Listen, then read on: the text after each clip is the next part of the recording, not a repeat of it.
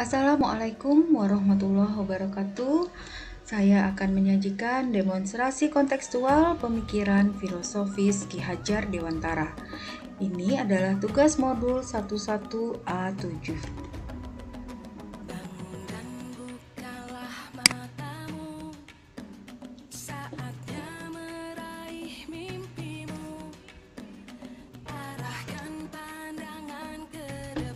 Perkenalkan, saya Fitri Agusrini dari SMP Negeri 56 Batam, calon guru penggerak Angkatan 4. Tujuan pendidikan menurut Ki Hajar Dewantara adalah menuntun segala kekuatan kodrat yang ada pada anak agar ia mampu mencapai keselamatan dan kebahagiaan yang setinggi-tingginya baik sebagai manusia maupun sebagai anggota masyarakat.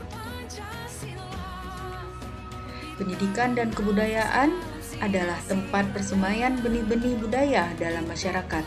Ki Hajar Dewantara yakin bahwa untuk menciptakan manusia Indonesia yang beradab, maka pendidikan menjadi ruang berlatih dan tumbuhnya nilai-nilai kemanusiaan.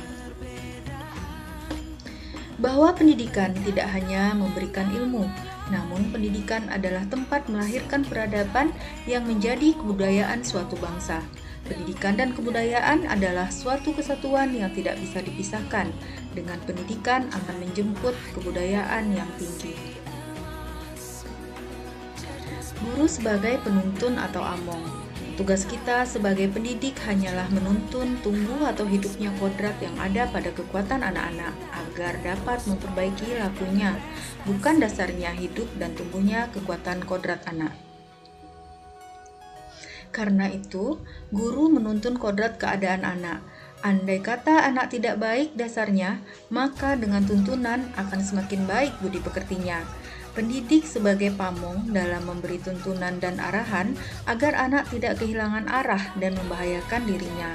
Seorang pamong dapat memberikan tuntunan agar dapat menemukan kemerdekaannya dalam belajar.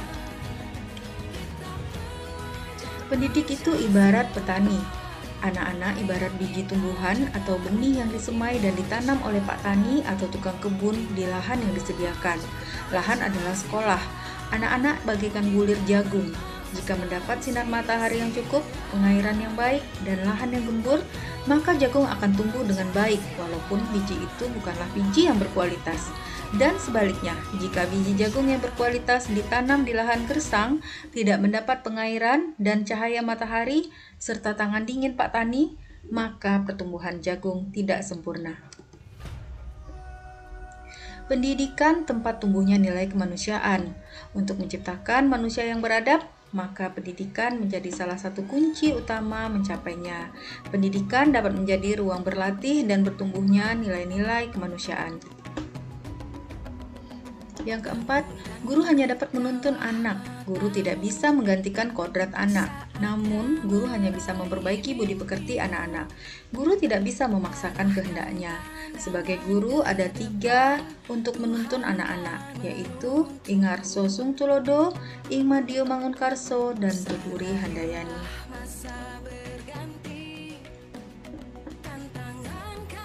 Ingarso Sungtulodo artinya memimpin harus mampu memberi tauladan. Ingmadio Mangunkarso artinya di tengah membangkitkan semangat.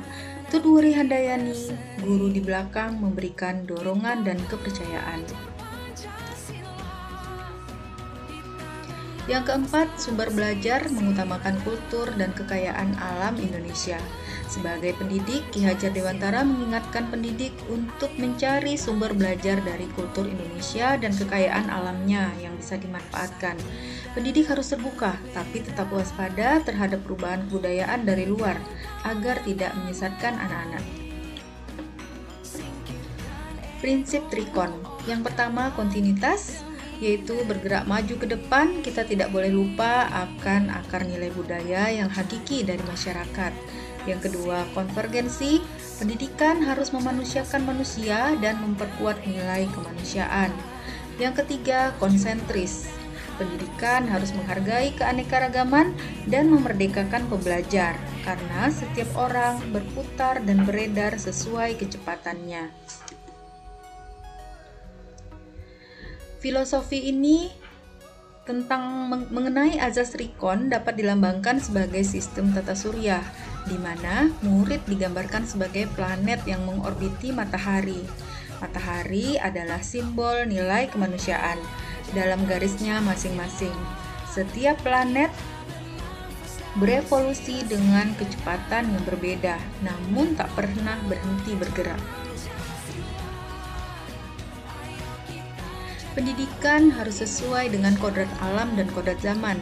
Ki Hajar Dewantara mengingatkan para pendidik dalam melakukan pembaharuan harus berdasarkan kepentingan anak didik, baik mengenai diri pribadinya maupun hidup kemasyarakatan. Pendidikan harus sesuai dengan kodratnya, baik kodrat alam maupun kodrat zaman. Alam adalah di mana manusia berada, dan kodrat zaman menyesuaikan waktu hidup si anak. Zaman sekarang harus menyesuaikan dengan keterampilan abad 21 yang dibutuhkan kelak.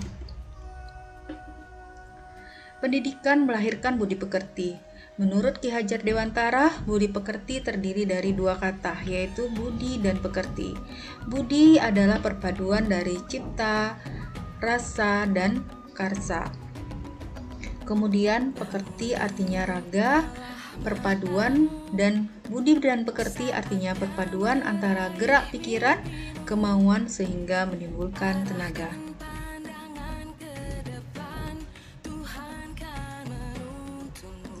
Anak bukanlah kertas kosong. Menurut Ki Hajar Dewantara, anak bukanlah kertas kosong yang bisa ditulis maunya oleh pendidik. Namun anak lahir sebagai sehelai kertas yang sudah ditulis samar-samar. Tugas pendidiklah yang menebalkan segala tulisan yang samar itu agar nampak sebagai budi pekerti yang baik. Menghamba pada anak artinya bahwa memandang anak dengan rasa hormat. Pendidikan mengutamakan kepentingan anak didik. Di dalam azas Taman Siswa, Ki Hajar Dewantara menjelaskan, bebas dari ikatan, dengan suci hati mendekati sang anak, tidak meminta suatu hak, tapi menghamba pada anak. Ini hal yang paling penting dalam pendidikan. Yang ke-10, segala sesuatu yang disampaikan oleh Ki Hajar Dewantara itu adalah untuk mewujudkan merdeka belajar, yaitu belajar dengan menyenangkan, menuntun anak, memberikan ruang kepada anak untuk belajar dengan menghargai minat dan potensinya masing-masing. Baik guru dan anak didik adalah pembelajar yang harus selalu mengadakan perubahan dan selaras dengan nilai karakter bangsa sesuai dengan profil pelajar Pancasila. Profil pelajar Pancasila terdiri dari 6, yaitu beriman dan bertakwa kepada Tuhan Yang Maha Esa dan berakhlak mulia, berkebinekaan global, bergotong royong, kreatif, bernalar kritis, dan mandiri. Demikian dari saya demonstrasi kontekstual tentang pemikiran Ki Hajar Dewantara. Saya ucapkan terima kasih. Sampai jumpa.